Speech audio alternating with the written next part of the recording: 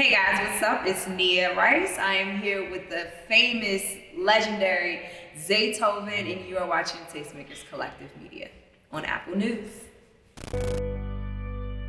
You produced the famous So Icy track. Did you think that it would well, let's first start with the beef. Okay. Did you think that this beef would last this long? First of all, I never thought it would be a beef because I know both of those guys were fans of each other. Mm-hmm. Like Gucci was bragging to me about young Jeezy.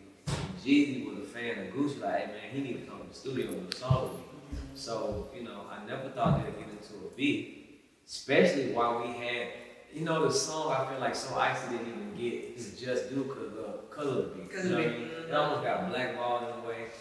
But, you know what I mean? I never thought it'd be going on this long. Yeah. You know what I mean? Especially with Jeezy not even liking the song like that. He didn't really like it, like that. But at the time, it ended up being like the biggest song he had. Mm-hmm. Even though he was the biggest artist in the world at the time, you know how it is. It's like, oh, that's a hit record. Mm-hmm. You know what I mean? So, and that's what that was. Okay, all right. So what was the tension like in the room? You were there, right? What was it like in the room? Last night? Yeah. It actually felt pretty good. It wasn't really tension, I don't believe. Okay, good. Cause Gucci and Jeezy, I think they kind of worked it out before they even got on stage. So, Right.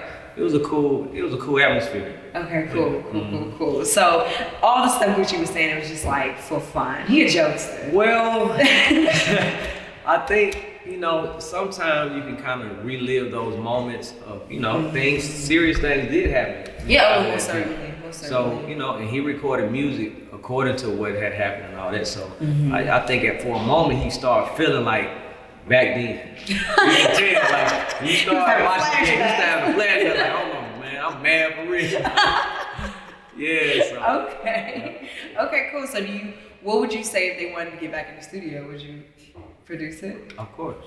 I definitely would do that, that's how we met. That's how we all came together. It was in the studio, so definitely up for that. Awesome. So let's talk about the current climate now that when you did that with Jeezy and Gucci, that was in the beginning of your career. Mm-hmm. How do you now work on relationships with artists? Because I've worked with producers a lot, and it's like, hey, don't let this artist come in when this artist is there, or did you check with this artist? Like, how has that relationship dictated how you work with artists now? What's so crazy is, like, a lot of my early music, a lot of my early big songs, and a lot of my relationship with artists came from them coming to me at my mama's basement. Now, you come to my mama's basement, if you come to my house, it's 15 cars lined up outside waiting to come and do music with me. Mm-hmm. You might run into somebody that you don't like. I'm talking about right here in my mama's house. But I think the house has such a covering and people showed it so much respect that if they had a problem, then they're gonna leave it alone, on the strength of we had, say mama house. Okay. So, but people know me, people know my character, and I build my own relationship with people. Like I have my own relationship with Jeezy. Mm-hmm. I didn't went and worked with Jeezy and done music with him, even while I'm real close with Gucci. Mm-hmm. And Gucci, they couldn't be nothing to say, but man, what y'all did was hard. The music y'all did was dope. Mm-hmm. So, I'm big on establishing my own relationships and people, looking at me for the character that I have. Okay, cool. So let's talk about your relationship with Scooter then. Mm-hmm. Y'all just dropped, what is it called? Black Migo? Black Migo. You just dropped a single, Black Migo. What's this pairing? Well, Scooter is another artist I look at almost like how me and Gucci is. It's like these are guys that help cultivate the Zaytoven sound. Mm-hmm. The reason why my sound has lasted so long or been around or has been as popular is because of guys like Young Scooter. Mm-hmm. We just meshed so well together and got such a chemistry that, it's like, oh, that's the sound. Right? That's that street sound, that everybody want to hear. Mm-hmm. So Scooter is like, I've been his producer, he's been my artist, for a long time. I remember when me and Scooter first started working together a lot. Gucci called me like, man, you and Scooter going harder than what me and you used to. So, you know what I mean? So that's what's going on there. That's the chemistry we got, yeah. Okay, I like that. So what can we expect from the project? We have the album dropping on December 11th. Mm-hmm. The album is called Juggin' on Zay Street. So they call Scooter Street, and I'm Zay, so You know, Zay Street. Okay. And you just can expect, you know, just good quality street music that's, I feel like it's kind of missing. You know, the essence of Atlanta street music that, you know, I brought to the game, what we brought to the game. You can say you brought it. This is what, you know, that's what you're gonna get. Okay, all right, cool. So what do you think? I really love this new Uzi. I'm really loving this new Uzi. I will, you know, I'll put that on you. But so what do you think about the new Uzi and Future project? I know you produced a couple tracks on it. It's definitely jumping. You can't go wrong with Uzi and Future. It's almost like you can't go wrong. I feel like it's what the world been waiting on. That's what they waiting on. I remember doing the first big song with them two together. I did that, Too Much Sauce.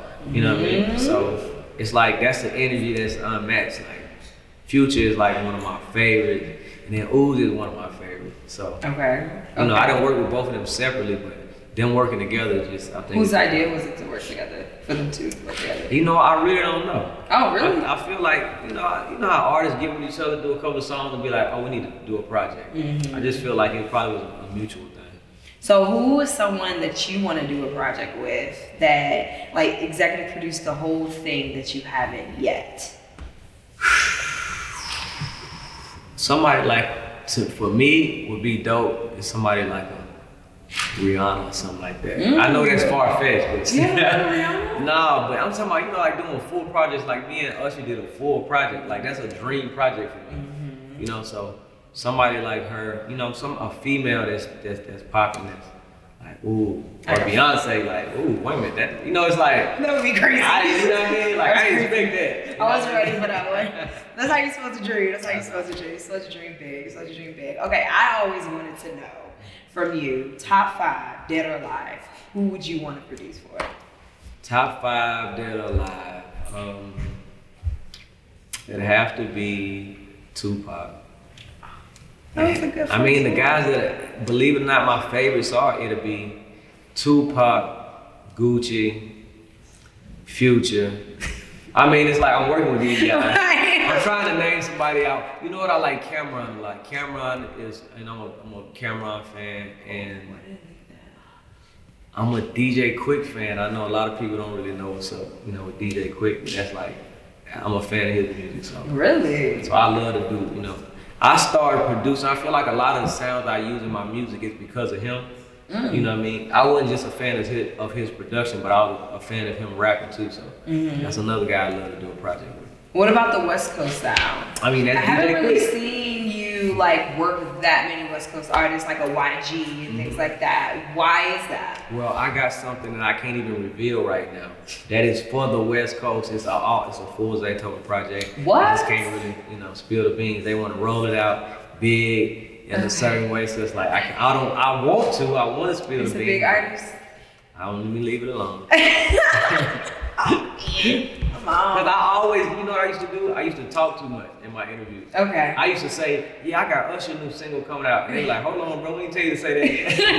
You know so we gonna be calling me like, oh, Yeah. excuse me, can we take that out the interview, Listen, please? I've done that so many times because I be excited about, you know, what I got going on.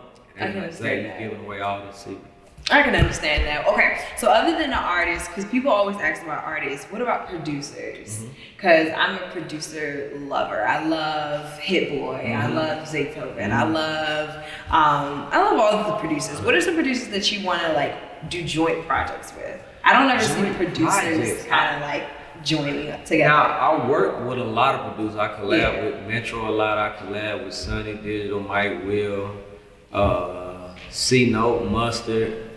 You know, I collab a lot of times. Even up and coming producers like a Cash J, a Traumatone, Swift. It's a lot of, you know, up and coming guys that, you know, I collab with too. So I never did a whole project though. Like you say, a collab project with a producer, that would be dope. Yeah, I see because like now producers are coming out in the forefront.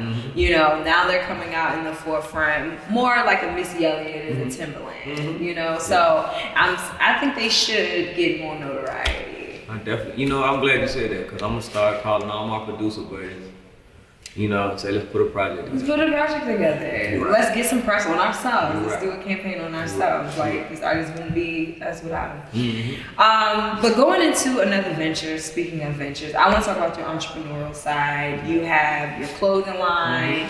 You guys, your family's going crazy on TikTok. So I'm pretty sure, and I know your wife has 2 businesses. Talk about that entrepreneurial side in your family. You kind of being that lead.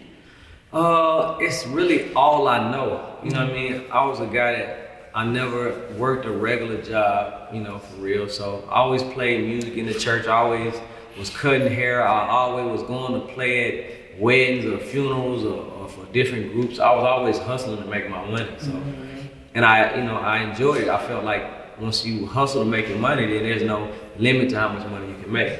So me doing Zaytoven beats, merch, you know, merchandise, me selling beats, me having, you know, a couple of houses, me having a barbershop, my wife having a shop, or selling clothes, or, you know, all that is just part of, you know, our lifestyle. And I feel like, you know, we're good salesmen, so that's where our entrepreneurship comes from.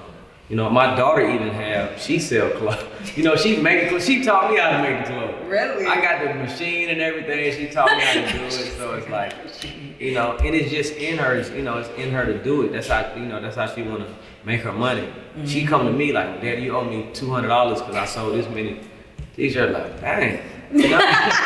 She's selling more than I am. So yeah, she is. So, I like that. I like that. So, you know, it's kind of something that she's seen in her parents. and then she's seen in her parents, and that's what she want to do. So we were talking earlier, and you said like your daughter acts just like you. So are your kids into music? Man, Mike, if it wasn't for my son, I wouldn't be working with Lil Uzi and guys of that nature, because he the one that lets me know, like, Daddy, you almost out of date. Like, this who you need to be working with. This who you need to work with. So he's like my A&R right now. Okay. Because, you know, for the kids, you're not as cool if you're not working with the people they listen to. Oh yeah. Like, yeah, it's cool that you work with you know, we don't, they old school to them. Yeah. You know what I mean? So the reason why I'm working with the young and up and coming artists is because my son, and I'm always the guy that's trying to impress my kids, always be the cool daddy. So that give me brownie points. Okay. Yeah, you know, I just did a song with Southern. Look, he got his daughter in here video. Yeah, Your see, son A&R. Look, you about to put your whole family on payroll. Listen, but I think that's really cool though. I love the legacy that you're building. You know, when people come to Atlanta, they have to touch down and see you. What are some, you know, I saw you in Chicago, I saw you in LA. What are some places outside the US that you want to go and kind of touch down with music? You know, Afro beats are going crazy. Yeah. In London, you know, so what are places outside the US that you're stepping into? I didn't went to London. I spent 2 weeks in London doing a project with just all London artists. It was dope. It was definitely a dope experience. I've been in Jamaica doing music. You know, I done been to the DR. I've been touching on different places, but Atlanta music, Atlanta hip hop is so dominant that, you know, even when I go to these places, it's still, they want that. They want the Atlanta. Give me the Atlanta sound. So, you know. That's good. That's good that you could be the key. That's good you could be the key. All right, cool. Well, we're gonna wrap up. I always love to wrap up my interviews asking about legacies. We can clearly see your legacy folding out in front of us right now, but what's something that you want people to know about your own legacy that you're building for yourself? The biggest thing I feel about, that I want people to remember about my legacy is character. You know what I mean? I'm a guy that's in street music, you know, street hip hop music, working with the guys that rob and kill and steal and sell dope and drugs and all that.